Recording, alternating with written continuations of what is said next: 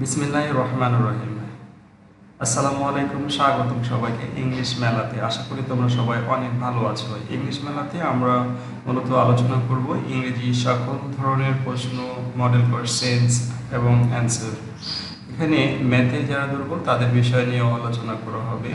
তো মূলত আমরা ক্লাসটা নেব ইংরেজিতে ফনিক্স এর উপরে বেসিক করে। মূলত আমাদের বেসটা হবে ফনিক্স এবং ফনেটিক্স বেসিক। এইটা করার উদ্দেশ্য হচ্ছে যে বাংলাদেশে বেশিরভাগ জেলাতেই ফনিক্স এবং ফনেটিক্স নিয়ে কোনো কাজ করে না, যার কারণে বাংলাদেশের মানুষের উচ্চারণটা অনেক অনেক উইক, মানে অন্য দেশের মানুষের সাথে কখনো মিলেই না। যার কারণে আমরা এই কাজটা শুরু করেছি। তোমরা যদি আমাদের ক্লাসটা রেগুলার মনোযোগ দিয়ে দেখে থাকো তাহলে বুঝতে পারবে যে অন্য অন্য অন্য চ্যানেলের অন্যান্য ভিডিওর সাথে আমাদের ভিডিওর পার্থক্য কোথায়। পার্থক্যটা হচ্ছে যে ফনিক্স এবং ফনেটিক্স। এই ফনিক্স এবং ফনেটিক্স ছাড়া তুমি ইংরেজি কখনোই শুদ্ধভাবে পড়তে পারবে না। সেই জন্য ফনিক্স এবং ফনিক্সের গুরুত্ব হচ্ছে যে তুমি ফনিক্স যখন শিখবে, ফনেটিক্স যখন শিখবে, তোমার বানান শুদ্ধ হবে, ক্লিয়ার উচ্চারণ হবে, কনফিডেন্স বেড়ে যাবে, তুমি অনেক চাকরির ক্ষেত্রে অনেক অনেক সুবিধা পাবে। এবং তোমাকে ইংরেজি বলার ক্ষেত্রে ফ্লুয়েন্সি স্পিকিংয়ের ক্ষেত্রে তোমাকে আলাদা একটা জগতে নিয়ে যাবে।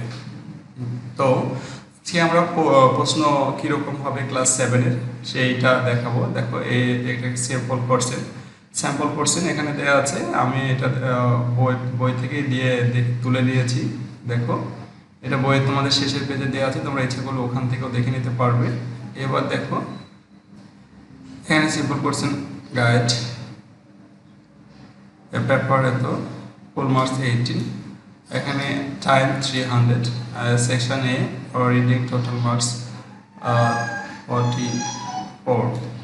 এখন দেখো একটা 5 নম্বর একটা প্যাসেজ দেওয়া থাকে, প্যাসেজ থেকে সুন্দর করে একটা অ্যান্সার তোমাদেরকে তৈরি করতে হবে। অ্যান্সারটা এখানে দেখো, is the correct answer the each question from the alternative give and write the corresponding number of the answer in your answer script।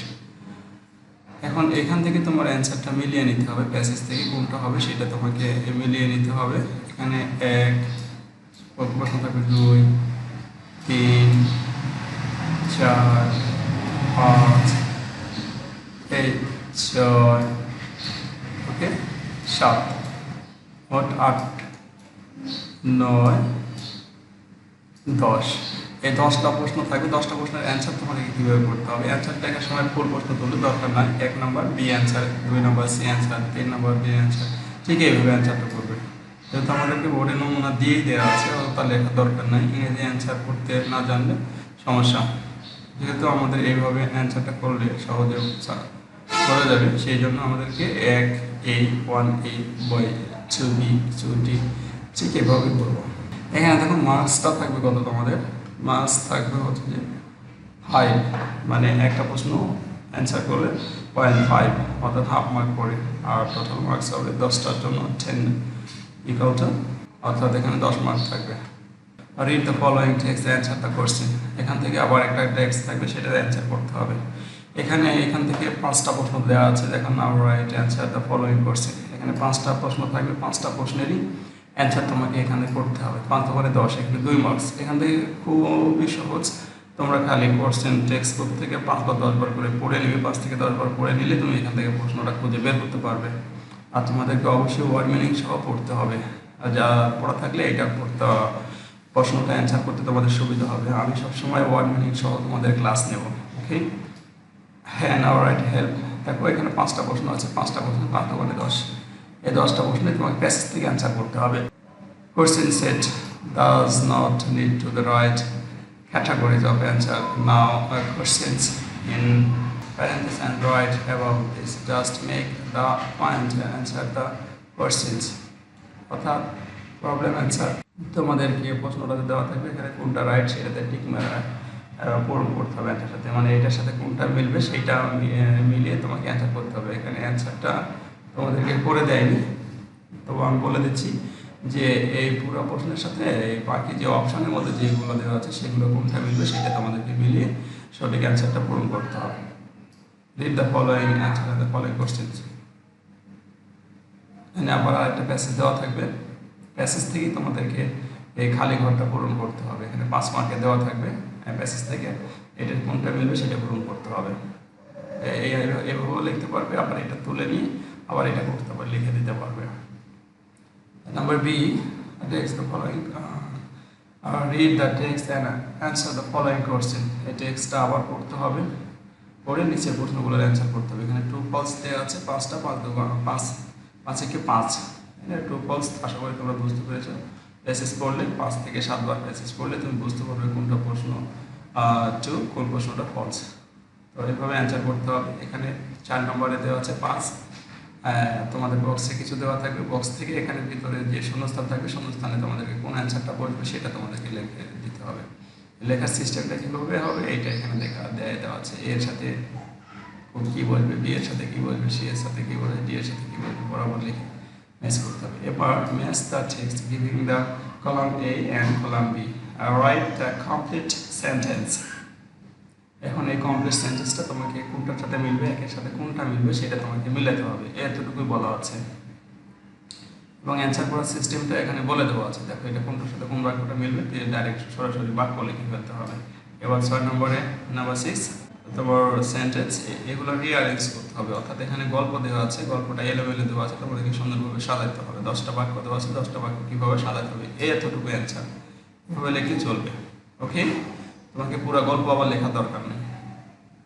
Number B section, এখানে 40 মার্কস। দেখো এখানে রিড দ্য ওপেনিং অফ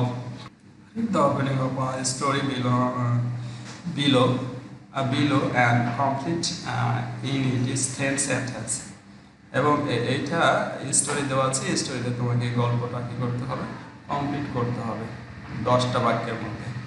তাহলে এখানে যেটা দেওয়া আছে তার 10টা বাক্য লিখতে হবে। এটা স্টোরি রাইটিং। তারপরে এখানে write an email on how celebrate to last victory day in your school. তোমাদের যে ভিক্টোরি ডে কীভাবে পালন করা হয়েছে সেই বিষয়ে তোমাদেরকে একটা লিখতে বলা হয়েছে। আচ্ছা, এখানে প্রশ্ন যে এটি লিখতে বলা হবে তা কিন্তু ঠিক না। তোমার 8 নম্বরে তোমার একটা ইমেল লিখতে হবে। ইমেল কীভাবে লিখতে হবে আমি ডিসক্রিপশন বক্সে লিঙ্ক দিয়ে রাখবো, সেই সম্পর্কে একটা ভিডিও তৈরি করবো, তোমরা অবশ্যই দেখে নিবে।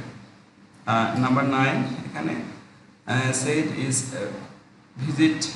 visiting different place and select in answer।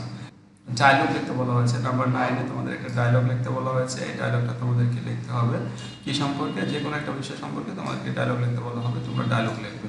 তাহলে একটা ইমেল থাকবে, একটা ডায়লগ থাকবে, কেমন?